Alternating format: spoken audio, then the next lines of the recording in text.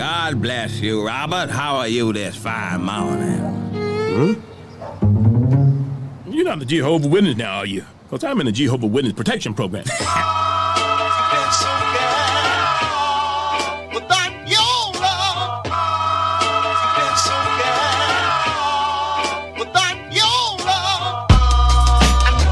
It's about to make a change. Do it with some soul and a little love. Change. Yeah, it's about to make a change. Do it with some soul and a little love. Change. You can't make a change unless you got the love. Change. Do it with some soul and a little love. Change. You can't make a change unless you got some make a change. Do it with some soul and a little love. Change. We started from the bottom, talking about the roots. Every time I'm in the booth, I gotta shoot the truth. My art is my art. It ain't no shame. Howdy, homies. Welcome back. It's episode 15 of the Boondocks Podcast, The Passion of Reverend Ruckus. This episode, here's our HBO synopsis. While Ruckus spreads the word of white Jesus to get into white heaven, Huey tries desperately to save his friend from death row. I don't have any kind of sexy synopsis for this one, you guys. It pretty much is what it is. I imagine it's going to fuel a lot of interesting conversations, though. But in the meantime, yeah, what's new with y'all? I think so. Well, I think before we start, we should give a little shout out to Dennis Guggen, who has been doing our custom pop vinyls. They are mostly, he's got Huey, Riley, Granddad, Tom and Jasmine, and Uncle Ruckus right now. And they are amazing. So that's really exciting. And we know that. And just a quick shout out to his, if you want to look at what his collection looks like, you can go to facebook.com/DG Pop Customs. Awesome. Cool. Okay.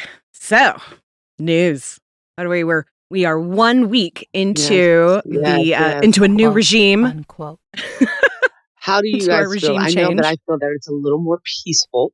I don't know if that is attributed to the fact that we don't have a president that tweets 9,000 times a day and tweets, very, harmful and racist and, just whatever else that's harmful.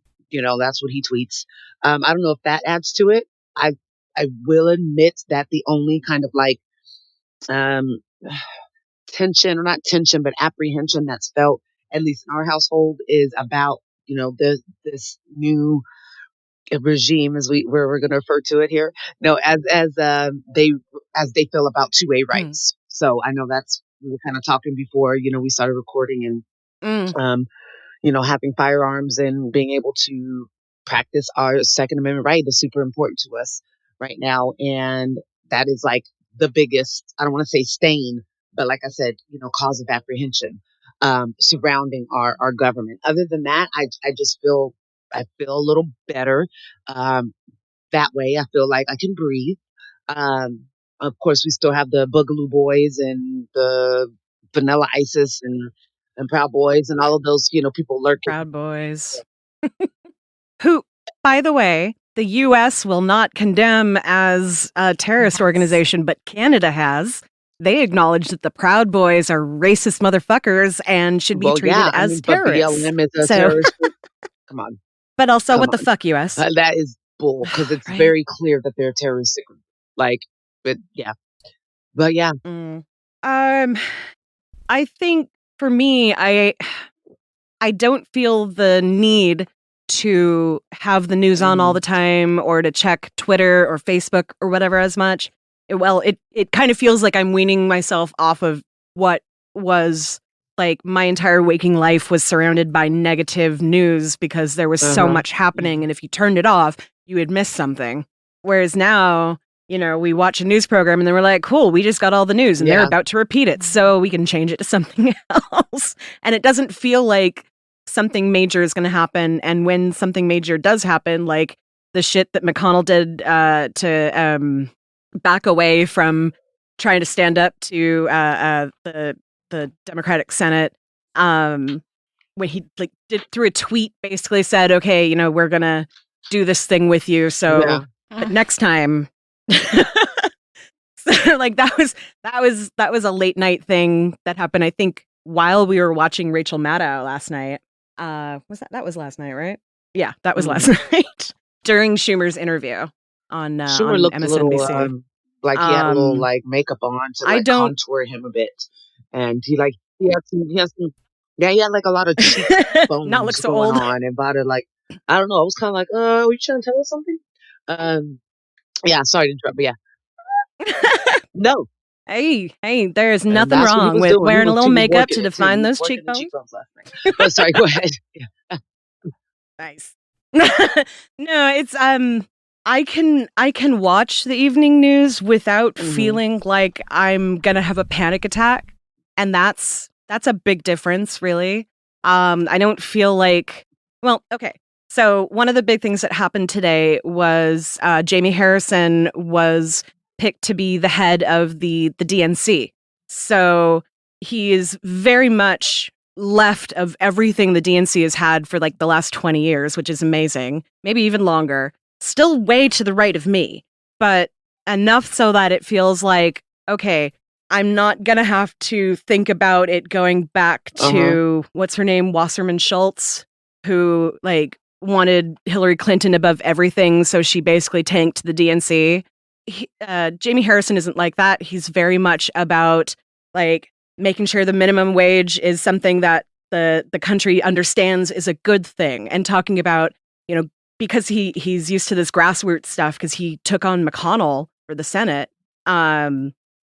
He just, I don't know, he can see what's wrong, and he's not afraid to say something about it, which I feel like most politicians, once they reach that level, stop caring so much about the small rural areas. And like he's talking about how he wants to make sure that they understand the things that the DNC are trying to do are for them, as well as the people who are Democratic voters, and making that a priority. And while I have no desire ever to talk to a Trump supporter in the rest of my entire life, I can appreciate the attempt to right the wrong that's been happening in rural areas of this country.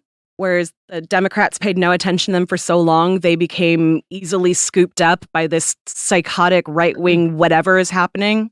And I would like to believe that with more information, they would make a more informed decision about things like who to choose for president and whether or not to overthrow the government.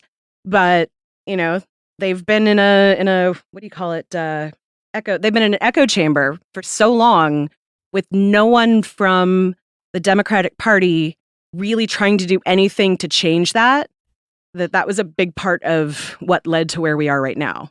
So I don't feel like everything's going to get magically fixed in the next couple of years. I'm absolutely pissed off that day one student loans under $50,000 are going to be canceled. Hasn't happened yet on day 7. I'm pissed off that there are still concentration camps on day 7. But some of the things that he's done have been really amazing, like turning back the transgender ban in the military, and turning back the Muslim ban from coming to this country. He's like immediately everything that asshole did, when he came in, and that was detrimental, and that was a stain on America, and that was a hit to our democracy. Joe came in and was like, here, all right, well, let me go ahead and let me, right this wrong, which I thought was great. I think the big focus, which is helpful, is the fact on getting everybody back, getting our economy back, getting people back to work, even before we do that, getting people the money that they need to stay in their homes, getting them the opportunities. I am also pissed that hasn't, that was the thing that Senator Reid was talking about on Maddow yesterday, was that Schumer, I'm sorry, you're right, Schumer was on Maddow yesterday, talking about right now, or because the thing that McConnell was basically saying no to was getting the moving forward with the COVID package, and so they're going through all of that fighting right now, and there is an easy way to right now make it happen, and I'm worried that that the left is currently attempting still to work with the Republicans who have to this point, except for 5 of them, only 5 of them voted today to actually go forward with the impeachment trial. 5 out. I thought it was 10. Or I think 11 we've before. just that's what they needed. I think was what. Yeah, so they would need 10 or 11 to make it a majority or a super majority or whatever it is that they. I don't know it as well as Dean does, but where was I in that? So like right now with the 50-50 split and Kamala Harris, they could have 51 votes right there and they can move forward. But they haven't done that yet under the guise of reaching out to the right, which I'm at the point that I'm at. I fuck them. Let them all crumble. They are being complicit with the attempted overthrow of this country and they don't want any consequences for Trump. I say fuck them. Do what needs to be done for this country and forget those guys who are only doing the bidding of a like little despot wannabe. And it's way beyond time to stop, like, God damn it, I can't think of the right word. To stop fawning over them and letting them, like, don't let the minority feel like they have any power at this point. It needs to stop. Yeah. And they're still giving him too much, I think. I do know that, you know, what Joe did and helping and like saying, you know, states here, you have the right to go ahead and try to work out, you know, extensions of, you know, people's eviction. You know, they can't get evicted. I know here in California, they can't even start saying anything until June 30th or July. Was it July 30th? It's a start. They should just cancel it. It shouldn't be held. I mean, but it should be canceled. They are helping with that's saying, you know, me. you have to pay 25% of your rent.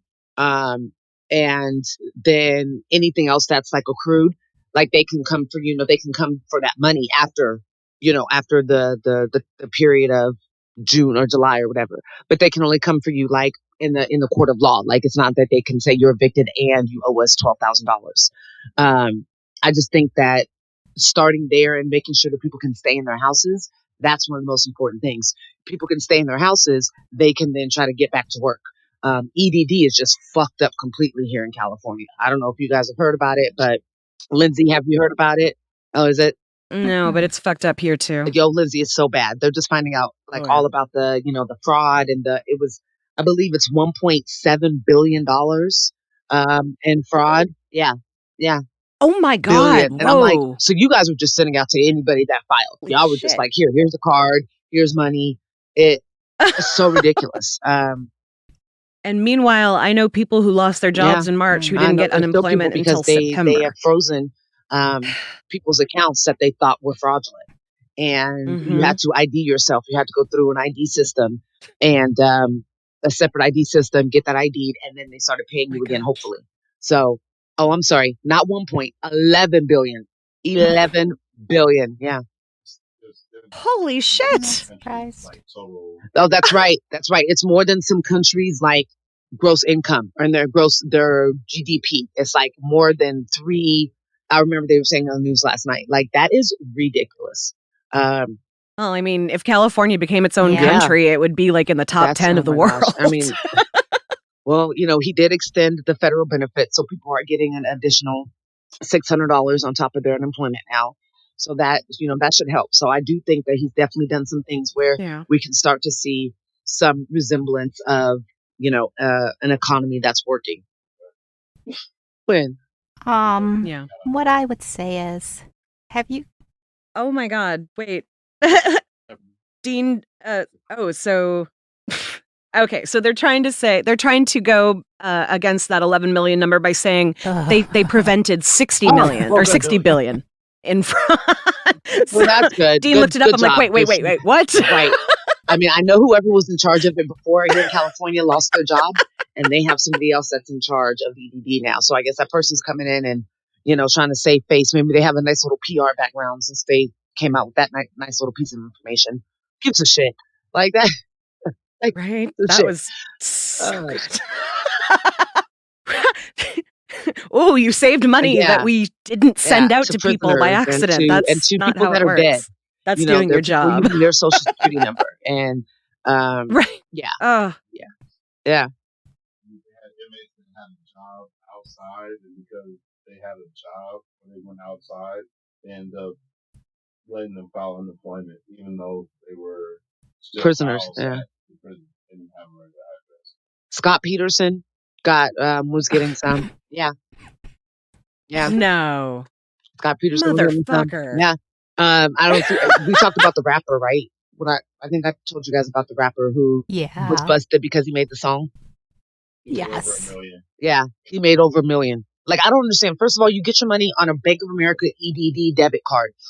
Who was not like $1 million on the Bank of America card? Like, you can't even spend more than $500 a day. Like, there's a limit that what you can swipe your card for. So I don't see how people just weren't flagged for this before.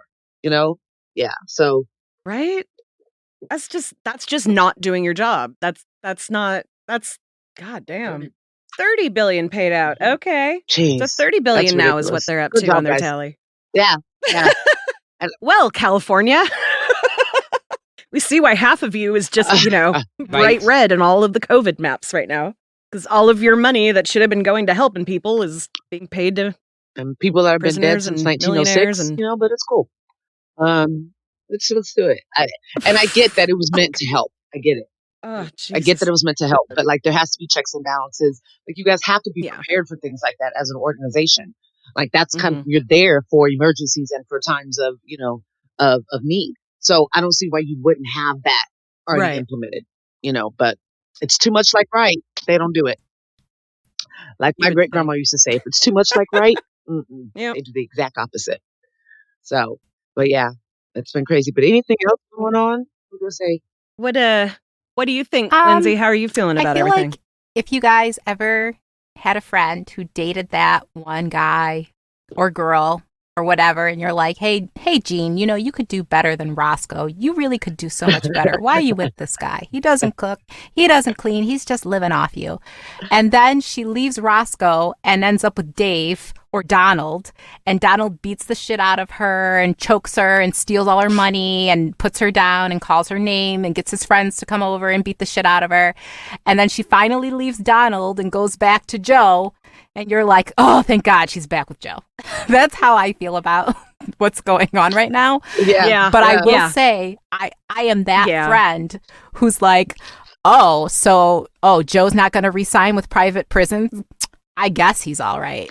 Like, that's kind of my attitude towards all of it. But I'm waiting. Yeah. I am waiting for Joe and Kamala to slip up. Like, I keep seeing them do all this great stuff. And I'm like, I guess that is really progressive. Let's see what you do next. Yeah. But they have done, Well, and something being progressive is kind of a low bar, in my opinion, on the DNC. So they don't really have that far to look progressive. So I'm glad that they are, I feel like they're coming into a different amount of bullshit than like what Obama came into. Like every president comes into some bullshit that you have to clean up. Like every new, cabinet. So I feel absolutely. But I like the analogy of going back to your old boyfriend and like, he's grown up a little bit, but is he better? Has he like he cooks now? But he doesn't wash the dishes still. He doesn't wash the dishes though. Washes all of his laundry in one load, but with all the still, colors mixed. Bug me out. Like they're making strides for sure, but there are, and maybe it's my ignorance around bureaucracy or whatever. But like, I do want to see more. I don't want to know that you're just not going to renew with private prisons. How about you abolish private prisons? Like, why can't you do that? Even if it's an executive order. I want to see ICE abolished. Yeah. That's when I'll believe that this is heading toward the left. Like, I hate that it's not even hyperbole to say that we have concentration camps here. Yeah. That we have hundreds of kids who have been separated from their parents for years at this point. Like, it's disgusting. And, when I was saying earlier about, it's day 7 and then I feel like this should have already happened. I feel like concentration camps should have been in like the top 10. So I'm holding on to that. Like, okay, you got a couple more days to get to your first 10 days in office. I might, if the next few days go really well, I might even be willing to go the whole 100 days before I start really criticizing him. But if we still have concentration fucking camps at the end of 100 days in office, I am done with the political system of this country because it means nothing about taking care of the people here. I feel like, because I know it was like day one. Like they literally, it was day one and people were complaining already about certain things. And I said, gosh, guys, it's day one. And I remember telling him, I said, I think that the most difficult job is, what do I tackle first? What is the biggest issue that most of America wants to see me tackle? And that's kind of a hard decision to be able to make. I think especially for Joe, who has so many other things that he's dealing with. Trump is not going to lay down on talking about his son, and looking into his dealings with Russia and all this other stuff. Like that hasn't gone away. He has, all the worrying about now the terroristic groups, the domestic terrorist groups. So but then you have Corona and you have people that are hungry and you have people that are out of work. What is more important to say that you're going to tackle in the first 100 days? That's what I feel like, is difficult. But I will say that absolutely, if we don't take care of those children in these concentration camps, like you're saying, we are only going to make we're going to make individuals that will eventually be let free in our system, in our country, and they're angry. And they have an idea about our government and about our authorities and about our legal system. And we know what happens when that occurs. We just make another criminal. We make somebody who's mentally, not all there. And that's going to be on us, And so you're right. Like it's something urgent, because if we're not taking care of them, we're making monsters, and it's going to be our own fault. So, it's terrifying how long it took people to see what was happening. And in my opinion, it's even more terrifying that there are people out there that still believe that lie, so that the long con, of Trump, they still believe in that so strongly that, like, I don't know if you pay attention to any right-leaning stuff, but like I know Dean's been watching some news sites, and Twitter is great at screenshots from Parler and all of that. Like there are some really unstable people out there that were essentially gathered by the people who have, the news organizations on the right-leaning networks, and created so much disharmony. So far, what I've heard from Biden doesn't make me feel like he's going to be able to do anything about that. And I think that's the biggest fear that I have, is that we're going to be right back where we were within a couple of years. And that's only, I say a couple of years only if Trump actually has to like start from the bottom and somehow makes it without going to prison. This impeachment, for me, I don't want to have to take care of him. I don't think that he deserves to have, the Secret Service. I don't think that he deserves to have the payment. Yeah, like that's my biggest thing. I want him, of course, he can go to jail, but I don't want to have to take care of him. I want him to be in history books as the first president that we don't take care of, that he does not get, all the benefit of being the president at a certain point in time. I want him to have a slap in his face. I want him to have to, as old black aunties say, pick his face up off the floor. It's cracked. You pick it up, put it back together. I like that. Yeah, he doesn't deserve it. I wanted to ask you guys if you guys have been watching the clips of when people found out that they were not allowed to fly and people being arrested. Some of the best content in media in a long time. I don't like to laugh at people in unfortunate situations, but it's really, really fucking hard not to. As if, they can hear me. Especially the ones that like buckle up, and they're like all of 122 pounds. And you have two cops trying to drag you and you're like, oh no, this hurts. Well, bitch, it hurts because you're fighting against it. That's what happens when you're in handcuffs. That's what happens. They're not supposed to do that to us. Oh my God. Black Lives and the dude Matter. that was crying, walking through the airport. Look what they're doing to me. I thought that was hilarious. No. Lindsay, I was watching them and I was like, I know that my fellow Aries has to be getting so much joy from this as I am. Did you happen to catch any of those? No, I went the opposite way, as an Aries does, which is rage. Because I'm just like, why is he walking through the airport? Why aren't these people in jail on site? Well, yes, like that point. it Yeah. trips me out. Like how we're acting so chill about everything that went down. The one who stole Pelosi's laptop, how they sent her home, the 22-year-old sent her home on bail with her mom. Are you serious? They still haven't, and they still haven't found that laptop.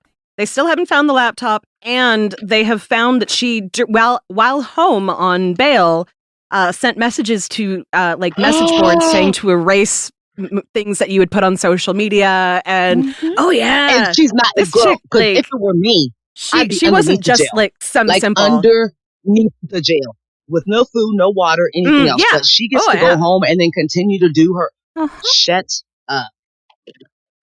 And they suspect her of trying to sell Nancy Yeah, Pelosi's laptop to agents in Russia. Wow. And she got to go admitted, home but she on admitted bail. it. Didn't she end up admitting So, that was her yeah. plan? So That she was going to sell it to Russia? I honestly don't know what Wow. she has said yet. What is I have wrong not with paid the attention to that part. 22-year-old privilege? That's like the girl that tackled the What boy is- that she said stole her phone. Right? Yeah. You know, like, what But the hell my is feeling this? is, what is Yeah. wrong with America? What is wrong with America for not enforcing the Yep. law, enforcing the Constitution? If you're not going to do that, well then, hey, like you said, in the next 4 years, come on, y'all, let's do it again. Insurrection Part 2. Mm-hmm. And this time it'll be Oh, yeah. more people Yeah. because they'll have a chance to build and raise money, and they will find new ways to congregate and amass more weapons and Well, what scares make me better is that they're finding plans so many and, law you know, enforcement people that were involved. It doesn't surprise Oh, me yes. because we know what goes on. yeah. Oh, But yeah. it does terrify me. It that doesn't there's been surprise so me many, either, but and yeah. not people that are in it for like a year or two. People that have been, officers for 18, 20, 22, 25. So it's like, what are they out there doing? How many of their arrests are valid? You know what I'm saying? And Mm-hmm. that's what's scary. I mean, but like I said, watching these people get arrested, that's funny. Especially the dude that was the part of Congress or part of the West Virginia. Was he part of Congress? He had a newly appointed congressman from West Virginia. Oh, he was a newly surprise appointed me. delegate. Yeah. Well, He was either a way, delegate, he was okay. part of, like you were at your Yeah. job basically when you decided to go there and do that. You were at your job. You basically, that was your employer and you were there fucking shit up. And he got arrested, and you should have seen his girl or his mom or somebody running right out after all the federal agents that had him. You could see that she was like going to the bailsman or bondsman. She was throwing her jacket on. I was like, well, that's what you and he get. Yeah, that has been the one little light of joy was seeing those clips. I definitely think that they should all be looking at more than a year. Mhm. It ranges, depending Mhm. on what they found and kind of what they're finding out about these people's history. Like some are looking at 5, some are looking at 10, but most of them are looking at a year or less. And that's not enough to deter anybody. Yeah. And this is I have so little faith in the way our system operates for people like these that like a lot of them are affluent people, like people with money. And so that tells me that they're going to end up with a fine or they're going to end up with like probation or maybe house arrest, but it's not going to be prison. It's not even going to be like a holding cell really. That's why that That's girl got out on ridiculous. bail so quickly because there are trying to explain to people who still don't understand that there are 2 Mhm. different law systems in this country Yeah. for black Yeah. for white people and everybody else pretty much. It's mind-blowing to me, especially after living through the last year, that I have had conversations with people where they Yeah, still they don't don't understand want to. this. Like you'll even tweet about it, or like it's just interesting to Yeah. me to kind of like the different little circles you run in and stuff. A lot of people have nothing to say about it at all. Like they won't even say like, oh wow, I never realized white privilege was taken to this degree. Mhm. Or, they don't even touch it. They don't want to talk about it. They want to gloss over it and move on with the conversation. And it's just like, okay, sis, I see you. thanks. Bye. And like you get so upset about it when somebody says it, but why do they get so upset about it? Like, why is that such a put down for me to say that you are experiencing white privilege or that you have it? Like, I don't get it, because deep down is because you know that it's fucking true, and deep down somewhere there's some sense of human decency that's saying, okay, this isn't right. Like, if that's not it, then shut the hell up and take it for what it is. Because that was nothing but. Okay. Oh, I agree with you. I think it's that, though. They think like, well, I work hard, I have problems, I have struggles. And so it's not fair to say I'm privileged. But shit, everybody works and they hard. just think like, yeah, exactly. And some of us 10 times harder than others. And I think it's that 10 times harder that they think is hyperbole and we're just complaining and whining and get over slavery and all this kind of stuff. Like, they just think we're dramatic. That's why, like, someone had tweeted one day, like, oh, the rest of the world is wondering how Donald Trump is not in jail. I tweeted back, why are you wondering? And this was like a celebrity or somebody. I was like, why are you wondering that? Right. Have you paid attention? Have you listened to anything going on in this country for the past 8 years plus? Like, where have you been? No? The Summer of Karen? Did you miss that? Right. Oh, okay, I guess you did. I guess we were all just being dramatic. I'm sorry. Well, it's real. Yeah. We were all in another world, and they were in the real world. Like, I don't get that at all. I can never be that delusional and not have that conversation with myself. Bitch, you're being delusional. I could never do it. So I don't see how that's not something that happens with them, because when I do it, I'm like, all right, girl, you're being hella fake. If you see it, like, and you know it, everybody else has to. So let's go ahead and switch something up. I don't see how nobody, you know what it is? There's people that are not accountable. And that's one of the biggest things that pisses me off about adults. Be accountable about what you do and who you are, and either repair it or don't. Like, be in your shit and be like, I'm a shitty person, or want to change it. One or the other. Like, don't straddle the damn fence. And that's what it is with people, I think. Yeah. Agreed. Absolutely. But speaking of white privilege as kind of this little, ideal. Yeah. Let's talk about white heaven with, Ruckus's I'm about to die dream. Who's that? When he meets Ronald Reagan.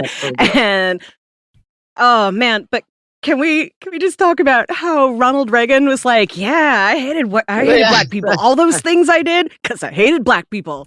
Like, I was like, right, we were saying that in the 80s and 90s, but you people keep thinking that he's this great guy. Home APRs on buying homes, 25%. Like, that wasn't done because he loved black people. Come on. Yeah. Oh, but yeah. Let's bring that in. Crack. Let's bring in a little thing called crack and only bring it into black neighborhoods. Right? Gee. Crack. I do. The one thing that happened in that scene that kind of cracked me up was, I don't know if you noticed, but when Ruckus was looking at his ideal self turned white, he still had the fake eye. Like, if you're gonna imagine your best self, aren't you gonna, maybe fix the thing? Right? That's a good point. Right. Maybe he sees that as like powerful. I don't know, because he definitely did keep that eye there. I thought that was very interesting that, it was Ronald Reagan that who was kind of touring him around and letting him know how great heaven was. I'm interested Go ahead. You go. Oh, no, go ahead. I almost brought it up when we were talking at the beginning about, like, just Trump and how horrible he was and how he whipped up all this hate. But do you guys really think Trump's agenda was so different than Ronald Reagan and the many Republican leaders before him? Because I sure as hell don't. Trump was just too loud and stupid. No, isn't that somebody that he said he looked up to? Like, no, I think most of Trump's supporters probably thought that Ronald Reagan was the best thing since God before they had Trump.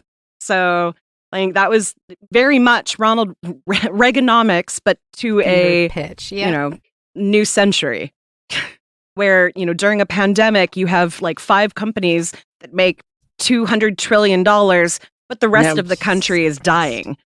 So, Like that's like the epitome of Reaganomics right there. The trickle down of economics that came out of that era just led to where we are right now. What, 40 years later, and you still feeling the effects because what they did was so strategically planned. Yeah, it was so we're getting the strategically real planned, effects now. and it's generations and generations now that are feeling it. Like we're the second generation that are, that are feeling the results of that. Yeah, that was once again Aaron Magruder being like a psychic. Mm-hmm. Yep. So Absolutely. crazy. But yeah, this episode, it was as somebody who, I think we've kind of talked about it before and we don't have to get too deep, but sees religion as to most people, well, for most, it's dangerous, I'll say. And because it doesn't bring people together, overall. So this kind of talking about, how Ruckus just had this like epitome of just like Christianity all of a sudden, but his Christianity was from, the mind of Ruckus. Hate. So yeah. So yeah. So exactly, from hate. Yeah, like Ruckus represents so many characters. Basically, I mean, the you looked it at the Dean looked it at the preacher who basically like saw Ruckus and was like, "Come here, I'm gonna," So, Armstrong Williams. So that is Armstrong Elder was the name of the character in the show, and it was Armstrong Williams, who is a American political commentator, entrepreneur, author, talk show host, and advisor to Ben Carson, and Larry Elder, who is also an American political talk show host, radio show, author, attorney, and documentary filmmaker. So, two Black conservative, preachery type real people were kind of mashed together for the preacher that then took Ruckus and saw that, he'll probably bring in lots of money and lots of eyes, and he's preaching something that I dig with, like right down to the, I bet you have a white, you married a white woman. Yeah. You're like, yes, I have. Well, Yeah. Can I see a picture? Yeah. Like all of that is so perfectly like Black man that hates being Black and being able to kind of lift, the Ben Carsons of the world. He was definitely, pointing to more of the evangelist side, of it. And especially the last scene. I mean, that was a revival, and I'm doing air quotes as if you guys can see me, but it was kind of like a revival. But, and believe me, my grandfather was a minister. My grandfather was above a minister. He was an elder, and, my grandfather was not your typical. My grandfather was the best man you would have ever met in your entire life. But, there was times that they had revivals, but my grandfather never took any of the money that the church made and lived off of it. My grandfather worked for Sears in the automotive department until they were like, "Sir, you can't work here anymore. You are done. Like, retire," and he still didn't want to do it at that time. But there are others that don't do it for that purpose. I don't know if you guys ever saw the white evangelist pastor who right before the election, or it was right after the election, she was praying to the African angels to make Trump win. Oh my God. Did you see it, Lindsay? Yes, oh no, I missed that one. Was insane. It was like totally insane. Yeah. All you have to look up the lady praying to the African angels. African spirits, African angels. I mean, what was the one pastor guy who was like, COVID, Lord, blow you away, and he went like psychotic and was like laughing. That's what she ended up doing. She ended up at one point just being hysterical and laughing. Religion and oh my God, oh gosh, yeah, Dean, I'm hoping you find it. It was, it definitely showed. Yeah, those he people, found it. Those individuals that are in for the money, and the people that follow them. It's like that's why we have people that are delusional. Victory, victory in the corridors of heaven. For angels have even been dispatched from Africa right now. Africa right now. Africa right now. From Africa right now. They're coming here. They're coming here. In the name of Jesus. From South America. They're coming here. I did see this. I was like, South America? You said you were praying to the African angels. What does South America have to do with it? Like, she didn't know what she was praying for. She was making up names. She was like, Umbumbe, Kutapa, Kupaka. She was just saying sounds. I mean, but yeah, I'm Because surprised that's she didn't what start going African language anything like that sounds as well. I'm like. surprised she didn't start making clicking sounds. Like, that would have surprised me. But Right? I'm that not is even going to what say her name. that's what that reminded me of. That is what this whole, like, what Ruckus got involved in, what he got involved in that last scene. That's completely what it reminded me of. Yeah, what was, I think, the most telling about this entire episode was Huey, and him trying to make sure that the guy didn't die. Yeah. Shabazz. Yeah. So let's back Yeah. up on that. So Yeah. that's like the parallel story that's being weaved through. You've got like Ruckus is quote unquote the main story, but now I have to find Dean's notes in all of these papers. There they are. Okay. So Shabazz K. Milton Berle, who is based on Mumia Abu Jamal. I don't know if you guys know who that is in real life. So in this, he is a junior Black Panther member who is accused of killing a deputy, even though there is 8mm evidence and the stenographer by Eli Gorbinski. So yeah, that story of him being on death row is where you're going to. Sorry, it's good I just to wanted to tell get that out before we started really talking what about actually influences the story and who the person is based off of. Hell yeah. Yeah, because there's so many people, unfortunately, that died or that were wrongly accused and jailed because of the Black Panther movement. And I am so excited about the movie that's coming out about it.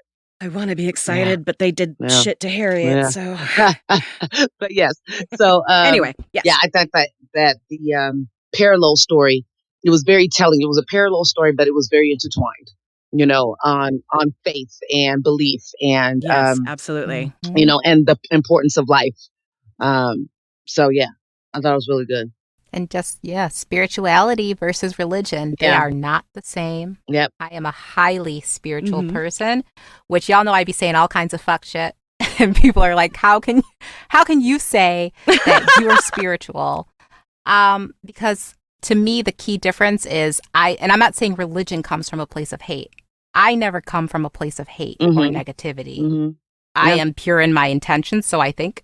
But I feel like a lot of religion, because I grew up in the Catholic Church, and we absolutely are taught that homosexuality is wrong, and you can't masturbate. That's crazy. And ringing the doorbell for Satan. Good one. Like all kinds of things that were like just based in hate, like sadly, Yeah, that's a good point. I like what you say because I'm the same way. I'm very spiritual. I believe everything as a whole. I mean, they just said they found like kind of like a new planet, kind of, but just saying how this universe is so vast and we don't understand even an inkling of it. And so why is it wrong to be more spiritual than to claim that you're a religious person? Why is that wrong? But having spirituality, I think, is powerful. And there are so many religions. Yes, absolutely. Yeah. There are so many religions who's to say which one is right. And there are so many that overlap and sound like they could have had the same source material, but were just interpreted differently. Like that tells me that, that it's human evolution to tell stories and writing it down, but presenting it as fact somewhere along the way, which was done for power by the church. That's when it gets screwed up. When someone inserts these good moral ideas, inserts, a power structure into that, it like I will 100% say that if I was to consider, I don't consider myself religious in any way, shape, or form, but I do believe that the things that Jesus preached were the things that I live my life by, because Jesus was a socialist who believed that everyone should be able to eat and should be able to live and, not die from something that's completely preventable. And that's exactly where I am. And my morals and my ideals all sprung from the idea that all men are created equal, which is not what really was meant when that was written down in the I mean, I think it was a Declaration of comedian that Independence. said, let's So, be honest, like everything that we learn from religion is what you learn in kindergarten. Be kind to people. Yeah. You know what I'm saying? Yeah. Respect people. Be neat. Be this. Be that. mhm. And it is. I mean, the basics of what we all know religion to be. The Yeah. basics are something that we should all hold. Now, refuting and not refuting the Bible, but referring to the Bible at a certain time, it's like, don't come to me with that because it's man written, and none of us. I mean, like I've said before, I could write a book, bury it. Yes. Somebody can find it in centuries and go, whoa, Queen Tiffany was the, and then all of a sudden there's a religion based off of what I believed. And my shit could be like, smoke weed Hell every yeah. day and live your life. It could be, Hell yes. those could be the things that I write I'm about. into it. And then there's going to be people centuries and from now that are following that but then turn into something that they create wars out of, or that they tout themselves as being better than other people. And and that's what it's turned to. So that's when I think it becomes a problem. And where I'm more comfortable in saying I'm spiritual, Agreed. but I live my life right. I don't harm other people. I don't set out intentionally to be malicious. But I am who I am. And so if that comes with me speaking my mind sometimes, and like you said, my intent is always to be good and for my message to be, delivered with purpose, not to be delivered with harm or danger. So I think that's, the big thing that people need to kind of tap into. But So I have a clip that kind of goes along with this. Granddad, you promised to take me to the prison and Not tonight. Somebody has to talk some sense into Ruckus. But I'm trying to save my friend. Me too. But I promised him. I gave him my word I'd be there. He's gonna die, and there's nothing you can do about it. You should pray for your friend, Huey. That's all anyone can do. Martin Luther King and all the colored folks died before What him. makes your God any less made up than Like a his? big old dark chocolate soup. So hate the black within you. What makes your Yeah. God any less made up than his?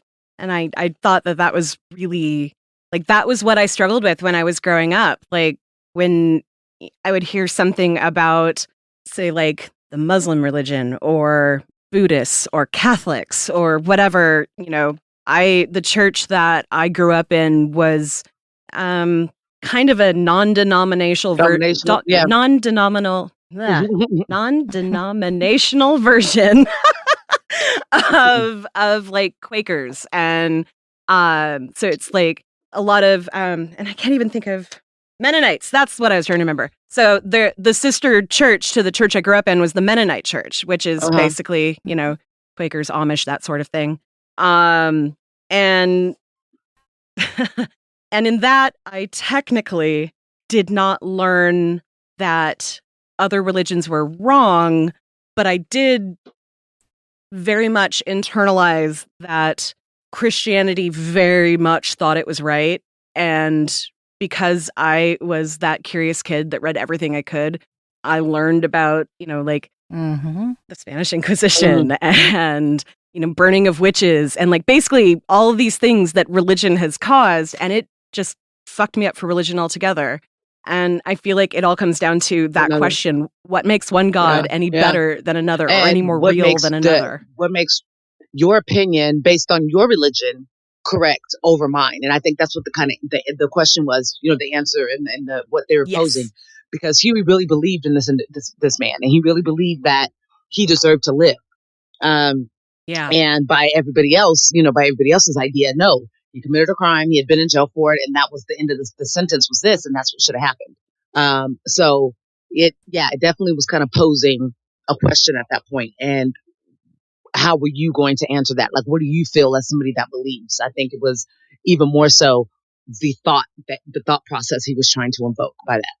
But this dude's deep. I mean, Aaron Magruder was awesome. Yeah, and the writers. Yeah. Well, it just absolutely. I think one of the biggest things that I'm going to want to talk about next week when we do our season recap is going to be Huey's like honest growth throughout, and like being a junior revolutionary all the way to where he literally has a plan on how to try and break out this person from prison that he admired so much and believed in so much. He was willing to die to help break this man out of prison or to stop the execution in any way that he could. And it was like he spent this season kind of trying to figure out where to put his energy, and this is where he decided at the end. And like he found a good cause and he had this plan, and then Grandpa just screwed him over because of his so-called friend who was trying to brainwash people into hating Black people. So I like part of it is also you're breaking your promise to me when you know how important this is to me and how much I believe in, how strong I believe in this. Like, I think he's really disappointed in Grandpa at the same time as being angry that Grandpa's taking that.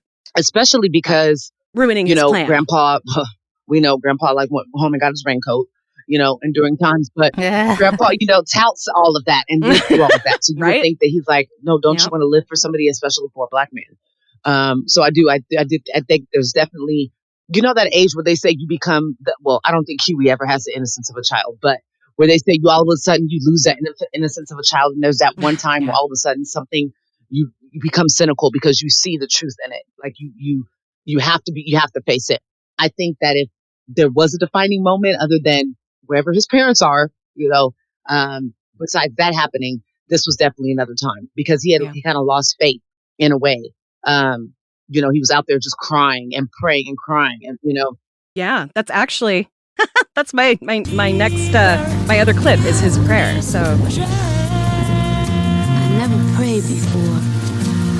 I don't even know who I'm praying to. Maybe I'm too young to know what the world is supposed to be. It's not supposed to be this. It can't be this. So, please. It seriously brings tears to my eyes because it's so, it's vulnerable, it's so truthful, and so many of us, I think, have gone through that. Mm-hmm. Like you get to a point where you're just like, all right, I'm going to try this. Like I don't even know who the hell I'm talking to, but I'm going to try this and just please make it work. Yeah. Yeah. It's a pretty, I think it's a great way for it to be the season finale. I think it was, probably one of the most memorable. Yeah. Well, and I really like how right after this moment, after this prayer, the two stories kind of collided because God supposedly struck down Ruckus, who was basically saying, if I'm wrong, let Jesus strike me now. Got struck by lightning. Got lit up. It was hilarious. But also, hell yeah. God got involved, exactly. And but at the same time, it shut down the power at the prison at the exact same moment that this man was about to get executed, which also was at the exact same moment that the governor decided to pardon him and call. That's funny. And actually, we never talked about the reason why the governor ended up pardoning him. So yeah, let's go back and do that one. At this point, we're resorting to what I call desperation tactics. Such as? I'm doing not so great. I've sent anonymous letters to the governor threatening to expose his gay lover. I wasn't aware the governor was gay. He probably isn't, but I figured 10% of the population is gay, and probably about half of people cheat on their spouses, so I figure that plan has about a 5% chance of success. Better than nothing. Huey. What? You always say I should have faith? Well, that's me having faith. Random anonymous blackmail. Yeah, so I like that he says, this is how I show faith. This is how I believe in this thing, and I'm going to follow through with it. It's going to happen because it has to. Yeah. So, and this was like the clip that I picked because, y'all, I'm in tech. Yeah. I'm in San Francisco. Believe it or not, being kind of religious is actually shunned out here. A lot of people kind of, or I should say, not so much spiritual. Spirituality is seeing this kind of revival where people love astrology and they love tarot cards and all this kind of shit. But people will side-eye you for being of the spiritual nature, which I am. And I have been on this tour lately with people having these conversations around spirituality. A lot of people are going through it in this pandemic. To me, what has happened here with Huey, that is true spirituality and true faith. And I was ranting about this on Twitter the other day. You guys may or may not have seen it when I was talking about, listen, a lot of people think I'm a good person. I pray, I do this, I do that. Good is supposed to happen for me. And I was saying, no. Like, you do all your work, you learn who you are, and you learn your strengths. So when Huey kind of says that blackmail is his tactic, that's his idea of faith, and then that is what ends up saving the day, y'all, learn who the fuck you are and start doing the shit that you know how to do. Because, listen, and yes, I do think there is some kind of, if you want to call it magic, there's some kind of spiritual flow to this shit. Yes, but if you get in alignment with yourself, with who you are, what you know how to do, and you start acting on that shit, watch how the magic fucking happens. I'm telling you. You can think I'm crazy, you can think I'm a nut job, but my life's going pretty smooth since I kind of got in alignment with myself and started acting crazy. So yes, we need the hand snaps or the finger snaps, the applause to that. That is 1,000% true. I agree. Yeah, I agree. I've 1,000% been there, and it's more than freeing. It's powerful, and it allows you to really live your true self. Like, we're not here to live falsehoods and put on these facades. That's what gets us into the society that we are now, where everybody is more about self than they are about community. But when you really live who you truly are and you're comfortable with that, then it's easy for you to kind of give yourself to others and do what we're supposed to do, So yeah, I completely dig that. And I that's the same way I felt. And deep down, like, I was watching it and I felt like he's not real. But what I'm thinking is, I hope he learns from this and he learns to go ahead and continue to believe in what he really believes in. Like, I had to tell myself, you are not even that high. This is a completely cartoon. It's not real. But that's a thought that I had. And there may be a real life Huey out there somewhere who, kids are getting back into this, Yeah. Especially right now with everything that's been happening. Knew how to look it up and knew exactly what the show was. But because of the podcast, they do. And so I have to, of course, I'm like, you guys can't watch this episode. If you do, like, when you want to watch the episode, come to us first so we can at least watch it together. Because I think there are a lot of lessons that can be learned, and I think that it's appropriate for 8 to 18-year-olds right now. 9 to 18-year-olds. I think they're smarter than what we give them credit for. I know mine are. So absolutely. The kids that I work with, they right, try to hide it. They try, because they definitely do. That's what my husband says all the time when he's telling his kids, like, you know this. Like, why do you think it's cute for you to act like you don't? Because kids are sharp. Society shames them into being complacent and kind of not stupid, but like sheep, and to go with the flow and all this kind of stuff. Well, I know you guys heard growing up, it's you're a child, be seen and not heard, many times. And I think that's a detriment. I think that's wrong, because then you allow for them to really not develop critical thinking and develop their own opinion, no matter how right or wrong it is. And it devalues the potential opinion they would have before they even have it. We let so our they're kids, not going to believe in themselves. We let our kids talk. Yeah. Our 12-year-old came in and had a very interesting idea of love songs and why he loves, like, Joe and Jaheim and all these songs that we don't listen to. But, he's like thinking he's getting game from them. And we had to correct him a little bit on his ideas. But if we didn't have these, if he didn't feel this open to coming to us, my son may be out there, being a simp one day, and we don't want that to happen. So, no. That's fantastic. No sense. I'm gonna admit, I really have no idea what that. Yeah, I figured, but no, it's just language that I've seen and heard, but yet haven't quite processed what it just means. Desperate for you. Tiara, I'll drink the sweat from your underarms. Please, baby, please. I love you. Oh, anything you do online, they just go crazy for you and just fawning over you. It's gross. No sense. Yeah. People do it as, like, for celebrities. Like, it sounds gross. Yeah, like the scrub. Yeah, like him. Yep. As my sister would say, as my sister would quote, no scrubs. hanging out the side of your passengers, Yeah. hanging out the So passenger as my side son of got your into best 90s friend's rap, ride, that trying song to was on holler the at me. playlist. My husband was like, no, download this one. So my husband had him download the guy version. No pigeons. Pigeons. And so that's what him and my other son, that's what they sing. They blast that one now. But he was like, no, he put a halt to that real quick. But then again, my son listens to E40, Captain Save-A-Ho. I had a car. My best friend's car was better than mine, so I always come to the back of the passenger side. But I still had a car. There's differences, right? There's differences. You have to have a car. You have to at least have a car. Yeah. So it's that's a different life lesson than this episode, but it is the same. It's the same as, just letting your kids kind of develop their own personalities, their own opinions, their own views. Our job as parents is to kind of, tweak them and point them in the right direction if they're kind of leaning in the wrong direction. But yeah, this episode like I said, you had to really dig deep into understanding what the theme was, and not just overall look at it as like an episode that Uncle Ruckus kind of got to shine, because that's what it appeared. I had to watch it a couple times to not have that, that idea.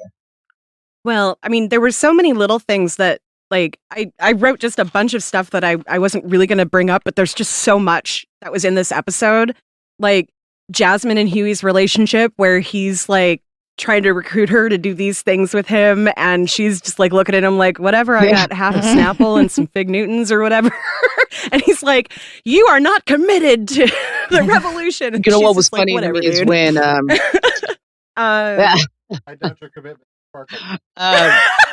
What was funny and kind of telling to me was when Jasmine's dad was like, I don't like black people. When he was like, I don't like Usher. And he was like, I don't like people. I'm more of caramel color. Yeah. Like that. It was like, oh, you guys were just swinging for the fences in this one. Huh? He just keeps going. That to me, yeah. I wrote down Tom almost immediately falling into Ruckus's religion. Yes. Hate thyself to save thyself. Also, Tom believes in light skin privilege because he was like, I'm more of a caramel instead of being black. Like that really, and it was a total throwaway line, but I was like, hey, hey. I know what that is. He definitely kind of showed his. It was just funny to me because the episode where where about Usher is one of the best and the funniest to me. So yes. Yeah, absolutely. Oh, awesome! Yeah, so what do you guys think about Riley? Because Riley didn't evolve at all in this episode. Riley was Riley. Yeah, Riley was like comic relief in this. Like, when Huey hugged him when he thought he might possibly die or have to run away to Cuba for the rest of his life. And Riley's like, ooh, you gay. That was so funny. Because he said, I love you. Like, and the prisoner who was talking about, his spotting partner wasn't spotting for him anymore. So he was like kind of just the running throwaway joke. Wasn't he talking about something about like, when I go to heaven, I'm going to tell Jesus to get me a taco and this and that? Yes. And if he does it, he wants to beat up God. Yeah, he wanted to beat up God, and that's actually the first time Dean and I watched it. He was like, "Do you think Riley wants to beat up God because his parents died?" It does. I was like, right. Oh, shit, That's kind of why I brought it deeper, up, because I think he was trying to be that realistic representation about why a lot of people get into being an atheist and all this kind of stuff, because they deal with the hardships in life and they're like, man, fuck that fairy tale shit. Like, it's not real. Yeah. Oh, yeah. Yes. It's exactly like his view on Santa. Like, God to him is somebody who he needs to extract vengeance from because God took away his parents. What did he say? He wanted a taco was the assumption or a we were going on to. or something? Yeah. Yep. Yeah. Both. Dean says both. That's funny. I did it's not just write funny that the down, shit that he yeah. says. Yeah, he's going to say something. Yeah. He's going to tell God that. Say something. Riley, yeah. He definitely was the comic relief. Yeah. He was more of the trope part of this episode. He did call Huey Morpheus. You're right. My 9-year-old was that's like, funny. Who's Morpheus? What is he talking about? I was like, oh. I forgot. I was like, oh, that's me. Yeah, that's a whole. I can't even explain that to you. That's the whole movie. But yeah, he was set up though. He had his body armor. We gotta on. watch the movie. Yeah. He had his, 2 pistols. Yes, the swords. Yeah, Guns and his swords. He was all set. Yeah, the only other thing that really kept coming up and that I found really interesting was how willing the white neighbors and white community members were to believe this, to be okay with it. Like, they were like, I mean, we're okay because we're white, right? Yeah, cool. Okay, I'm going to go. Or, yeah, I don't like black people. Oh my gosh. Or what was it? Hate the sin, not the sinner. Yeah. So I thought that was really interesting, the way that they literally were just like, stone-faced, I don't care, when Ruckus was first being so completely racist. And then it grew to revival stage because all of these white people were like, yeah, we fucking hate black people. We weren't going to say it, but if you're going to tell us that it's okay to, then cool. And I think that's actually Yep. a little Trumpy, actually, now that I think about it. We can say the word now because you told us it was okay, or the president told us to take over the Capitol, so we did. And I'm doing this for your boss. That was one of them's like yelling. We're doing this because your boss told us to. Yes. We're protecting your boss, and that was that's just crazy. We were invited by your boss. Then we'd be like, what? What did we do wrong? I don't. What are you talking about? I don't get it. Yeah. Right. Exhausting. On that note, well, is there anything else that you guys caught that we haven't talked about yet? Oh, yeah. No? All right, then. I think it's time for our white people question of the night. I got this from a BuzzFeed that I saw. It was like questions that black people get asked. And this was one of the, are you growing your natural hair out as a political statement? Good Lord. Yeah. So everything that black people do is political in white America. So whatever we do, it has political meaning, right? Because we want to, and I'll be able to more than happy to kind of talk about this because I stopped wearing weaves and what I call creamy crack. Stopped perming my hair. God, how many years ago now? Oof. Let's see. Probably 5 now. I think going on 5. And I was definitely somebody that could never ever imagine not wearing my hair straightened, or not having a wig, or not having, weaves down my back, or not spending hundreds and hundreds of dollars in time on getting what made me comfortable, because I wasn't, what I realize now, I wasn't secure with what my natural grade of hair was and how it looked. But I just had to discover what was, and how people respond to it. The level and definition of beauty, was. And my short natural hair is not that. Mm-hmm. But that, that kind of tells to growing up in a more than majority white town, in the 90s, like I always say, I grew up in a real life Friday Night Lights kind of town. And not knowing who I was then and being a teenager and adolescent, of course, you kind of, you assimilate to your environment and to your friends are. And so I did that for so many years, but finally making the decision. And it was partly, like I said, it happened through the universe because I was hard-headed, and part of my own kind of decision. And then also with my husband saying, I love you with shorter hair. I love you like this. Like, you don't have to have that for me. Me going, oh, okay. All right. So one day when I cut my hair, and then I cut my hair and I thought that you could see a little bit too much new growth up top. So I bleached it, and then I was like, I'm just going to put a little bit of perm, just a little bit of perm. And he's like, you shouldn't do that. You just bleach it. I'm like, I got this. Well, I put it on there, get in the shower, and I'm washing my hair. My hair is just disintegrating like in my hands. So my hair ended up being even shorter than what I had cut it. But when I got out, my husband was like, you look hot. I looked at myself and I was like, yes, I do. I'm very regal. Thank you. You have an amazing shaped head. You absolutely have an amazing shaped head. My face and my head was like perfect for it, and just always like, oh, they're just being nice. But it was it was definitely a sense of me feeling connected and to my ancestors and to my roots, and then to truly who I am, like just my natural state. So now, and I mean, of course, 5 years later, I wouldn't be surprised if there was some still, residue of creamy crack because I had it for years. 7 years? Oh, have you just said 7 years? Damn, that's right. Yeah. So it's in its natural state. I keep my hair pretty short, but when it does grow out, I definitely see those nice, strong curls. And the story that's within that for me, is something that I connect to, and it just makes me feel even more powerful as a Black woman. So no, it's not a political statement. It's more of us being able to connect to who we truly are, because we don't have that true connection. Our history was completely wiped away for us, and our ability to be able to connect to it. So if we're able to connect to it by living in our natural state and showing our natural beauty, and then that's what we're going to do. And it's super powerful for us. And I maybe think this is what's a little scary to people. And so that's why that question may have been posed. Yes, we are. I totally agree with the scary part. I think the idea of Black people being proud of every part of ourselves, no matter what that part is something that has never happened before in the history of America, because we've been, put under everybody's foot for so fucking long that we're crawling out of this low self-esteem hole as a people right now and embracing that. I am so envious. When I was a kid, I wanted blonde, straight hair because that's what I thought was beautiful, right? That's what media was telling me was beautiful. I am so envious that I don't have the curly hair I had when I was a kid.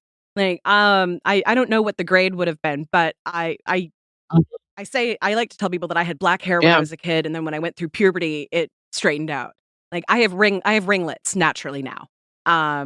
But it used to be, kinky, and I had an afro, a long ponytail with my afro, but I had essentially an afro in 4th, 5th grade. And my hair just doesn't do it anymore. And it's just so beautiful to me that so many women are embracing what naturally is coming out of their head.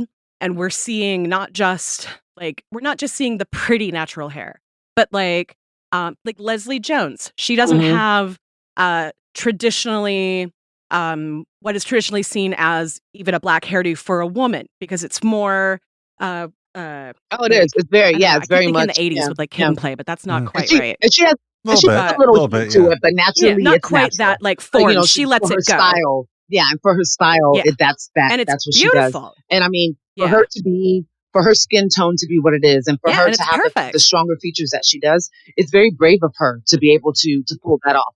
Because because she's been called it being in the public and eye. she's been called all those just disgusting things. But look at her now. She brought back Supermarket Sweep, which is easily one of the best damn shows in the history of game shows. Right. But she's still doing what she's doing, and she still carries on, and she still be successful. And that is a testament, and a testimony. I think, like you said, there is power in the movement, and the fact that the movement is so widespread is, like you said, it's definitely, and it's very scary. And to me, that's even more empowering, because we start there, then we start fixing other trauma that I think is very deep within us.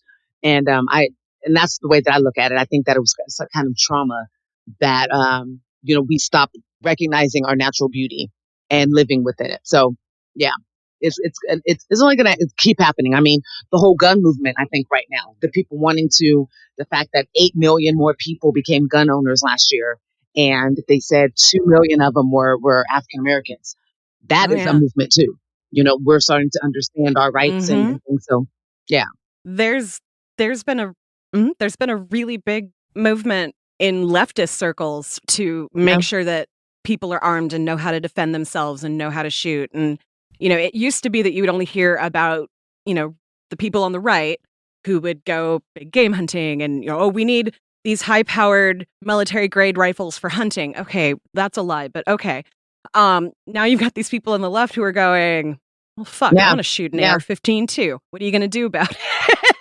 And it's freaking people out because the NRA doesn't fucking know what to do. You got the John Brown Gun Club. I love that there's a John Brown Gun Club, because John Brown was an abolitionist, and he wanted slaves to be free and to be treated as complete equals. And I think that's the perfect person to choose I did a as the paper head on of a him leftist gun 2-3 years ago, an organization. African American studies class. I never knew about him. I mean, and I took the class. Nice. The class was from before the transatlantic slavery to just about 1635. So it covered all that shit that they never told you about. So I learned about stuff that I was like, oh, holy shit. I am close to 40 years old and I did not know that. But this class was awesome. And we did have a paper about him to write. And so that's interesting. We're going to make sure we write that down because in our new, I wouldn't say obsession, but in our love of firearms, we're doing research. It's not just that we're going, oh, let's do this just to do it. So, we're finding out. Yeah, we're finding out. Yeah, you were talking about that before we started recording. There was always, who was the person that said that we should have 5 different type of, each Black household should have 5 pieces of firearm. It was Killer Mike, but I thought he was based off of, so yeah, she was like, during slavery time. We can't think of the name right now, but she was the one who had a speech and she said every Black household should have 5 type of firearms, 5 different types in their household, to be able to protect themselves and make sure that they are practicing their Second Amendment rights. And so that's kind of what we're basing our, I don't want to say arsenal, but our collection off of. And it's just more history based for us. They didn't want us to have the right. And so now, just like voting, we have the right to vote now. They didn't want us to have it. They did everything that they could to make sure that we didn't. Now we have it. We need to utilize it. Same as the Second Amendment right. But there's no reason why I shouldn't be able to have, and have a CCW the same as anybody else. I am an American. I have every right. So, yeah, so that's what we're kind of basing it off of. So I think if it's a connection to our true born given rights and our ancestry, it scares people. But it's not to scare you all. It's because we want that same connection that other people can have to their ancestry. We don't have that. Yeah, and we want to be proud of what we look like and what we do because it's who we are, not because you tell us it's okay. I just want to tack on here too, y'all. Don't sit up here and pretend like if I rolled up in an office with my natural hair 3 years ago, that was going to be okay. It was not. It was not accepted. It was unprofessional. Right. Absolutely. In schools and in work. Yeah. Yep. It's still challenged as unprofessional. There are still places, especially in the South, that will kick kids out of class for having dreadlocks, or if hair a Black kid comes in with the hair, just that's wrong. In a little bit it's natural. Classrooms, it's like anything that's our culture, really. It should be against the law in any aspect, but definitely in classrooms because that is not your place to tell a child, or an adolescent, what is right or wrong with their ethnicity and their connection to it. But yeah, go ahead, Lindsay. Sorry, but I agree with you. I agree. No, that was just the major point. It's getting to a degree, and even now with this pandemic, a lot of us are working from home. I blew my hair out for the first time in probably 3 months last week because I had to do like a thing for a client. So I'm still buying into the stereotype, but well, there's nothing wrong with wearing your hair like that as long as it's your choice and not for some idea of some standard of beauty that you have no control even for over. that, though, I will say, like, as far as standards of beauty, and I don't even know if it's a standard of beauty because both of my parents, mom and dad, wore afros and stuff, but I grew up as the youngest of 3 girls and 1 boy. So, and my hair is a 4K, honestly. This is the most ridiculous thing. A lot of my stylists didn't really want to mess with me because this hair is impossible. I've posted pictures of it on Twitter. It's no joke. But I'd say it's a strong, it's a strong curl, girl. It's a strong resistance. It's deep in our roots. And then my current hairstylist told me it's a bunch of different curl patterns. So one section curls this way, another section curls that way, and my hair bed is at the top of my head where most people have it. I think she said towards the bottom. So it's a mess, and hard to deal with. I do not know how to style my natural hair other than I slick it all back and wear that same giant bun on the top of my head because I grew up with a mom who grew up, in the 60s, blowing out and pressing her own hair. So I grew up blowing out and pressing my own hair, and that's sort of passed down. Do I sit up on YouTube and watch how to swoop your edges? Yes, I do. But until I kind of... I wish my edges came in nice. They're so well, but there's somebody out there that feels the same way. So like what she's saying. That's why I learned to even style my short hair. That's how I learned which color, because I dye my hair crazy colors. I bleach it. So that's how I learned there about the best way to do it on, my grade of hair. So there's somebody out there that can teach you a trick that you can get some swoop, something that'll make you happy. But, and Lindsay, it's funny that you say, that you don't know how to style your hair, because I would think by your grade of hair, I would probably be like, oh, it's so easy. I would think just putting some like product in it, finger in it, and then just letting it go, letting it be like. Do not be fooled by what you have seen. This hair is a beast. Now, I will say I switched products recently. I started using Herbal Essence, like Mango Curl something. And for whatever reason, that tames my hair. Then you can just put some gel and kind of go. I don't know what that's about. My mom said it's like aging, that your hair, like just like with Tiara, she said your hair changes and you're probably just at a different, whatever. Yeah. Off topic, but that's why the point being that out there. That's why there's so many products that do the same thing. Well, not really. One line, and the more that natural hair movement comes out, the more that there is. So believe me. And it's not cheap. And it's not cheap, which I don't expect it to be. I want to support, I want to support Black women, and that's usually who these lines are coming out by. I do give kudos to the larger, lines like Suave and L'Oreal and whatnot, because they are tapping into it, and they are like acquiring lines that are made by Black women for Black women, or for those that have natural hair, so that they have those products available as well. So I do give kudos to the industry. They're making the change that they need to, instead of still lumping us all under one and making like, well, we know that cocoa butter works well, that you guys like shea butter, or that you guys like this, and then making a product that has those three, things. Like they're actually taking the extra steps and making sure that their products are ones that are going to work. So I think that's probably the most difficult thing for us, as Black women, is finding those products, because our hair is so much different. It's just, it's a gamut of different, just levels and grades. And I don't think there's that in white women. I think you could put 6 white women in a room, and I don't think there's a K, a C, and numbers involved. I think it's like straight, dry, definitely oily, curly, like. Well, and I don't know if this happens to to white women, I guess, or even Asian hair, because we have very porous hair. So things like our medication can affect what happens to our hair. Like you bleach your hair and probably your curl stays exactly the same. I bleach my hair and it goes bone straight. So, and that's not adding any relaxer or anything in there. It's just my hair dries out so quickly that I really shouldn't bleach my hair if I ever want to have those natural curls. I have to learn. I couldn't just bleach it and go about my business. I have to make sure that I condition it overnight, or, I do deep conditioners often, or I use the color protectant. So I have to have kind of a gamut of different products to be able to keep it that way. But like I said, because it's not simple. It's not simple just to take care of our hair. But, queens usually aren't simple. So that shouldn't, cutting difficult. Absolutely. Right. Finger or snaps again. So, yeah. All right.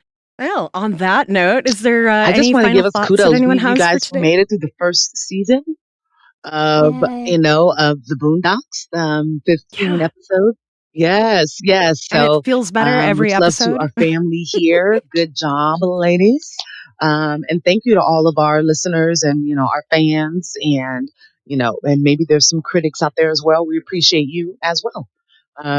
Yes, kudos to our producer. Yes, and absolutely. to our secondary one, hubby here, who produces on my end. Yes. Hubby 1 and hubby 2. Oh yeah. And one last thing: don't ask to touch Black people's hair. Don't do that. Don't do that. Oh God, please one don't. Last tidbit from the season. And don't just try to touch it without asking, because that fucking happens. Don't start conversation and then all of a sudden your hands don't do to it. the top of their head. Yeah, don't do that. Petting you from behind. Don't like that. But yeah, so much love to everybody, and we're gonna be back next week. It's not like we're just ending forever, of course. Yep. Next week we are going to recap the first season and talk about things that we saw arc-wise and our favorite stuff about it and that sort of thing. So we will see you back next week. Bye, and happy birthday to you. Bye, everybody. Oh, thank you. Don't take this the wrong way, but I need you to get the hell up out of here.